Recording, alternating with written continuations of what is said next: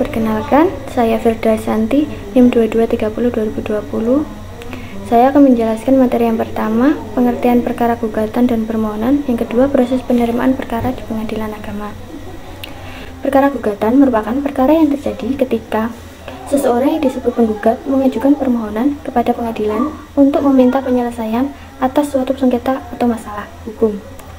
Sedangkan perkara permohonan merupakan perkara yang terjadi ketika seseorang yang disebut memohon mengajukan permohonan atau permintaan kepada pengadilan untuk mendapatkan sesuatu yang diinginkan. Kemudian, pembuatan surat gugatan dan permohonan gugatan dalam proses pengadilan harus diajukan secara tertulis oleh penggugat atau kuasanya.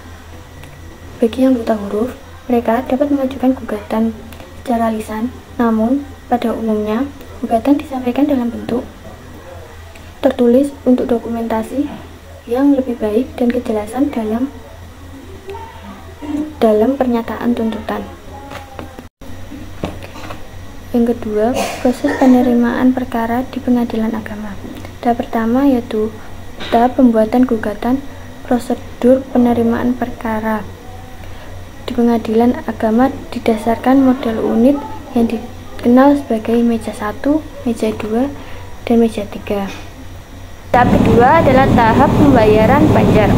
Tugas yang diemban oleh pemegang kas adalah menerima pembayaran uang panjar perkara, menandatangani SKUM, dan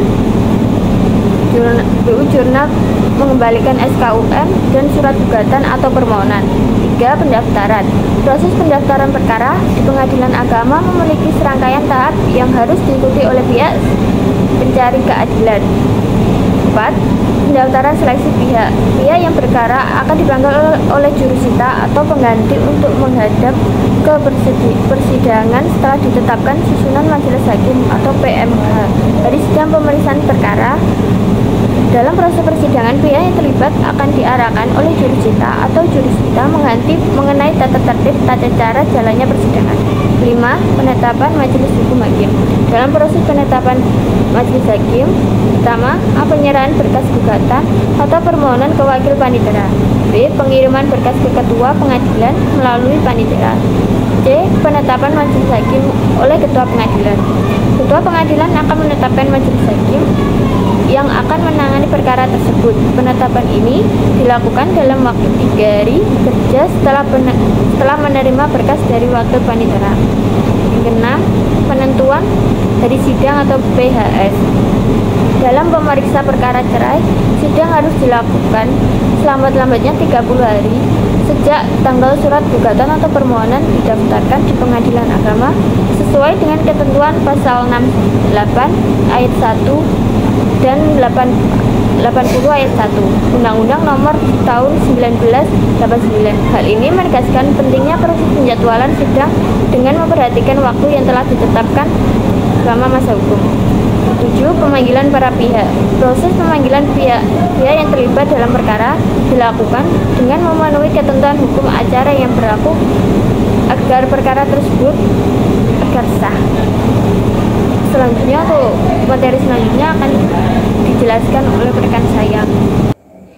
Selanjutnya saya akan menjelaskan mengenai jenis informasi yang dicatat di pengadilan agama. Di pengadilan agama, berbagai jenis informasi dicatat untuk keperluan administrasi dan penanganan perkara. Berikut adalah beberapa contoh informasi yang biasanya dicatat di pengadilan agama. 1. Identitas para pihak. 2. Fakta-fakta perkara. 3. Jadwal persidangan. 4. Keputusan pengadilan. 5. Dokumen-dokumen pendukung. 6. Biaya perkara. 7. Catatan-catatan persidangan.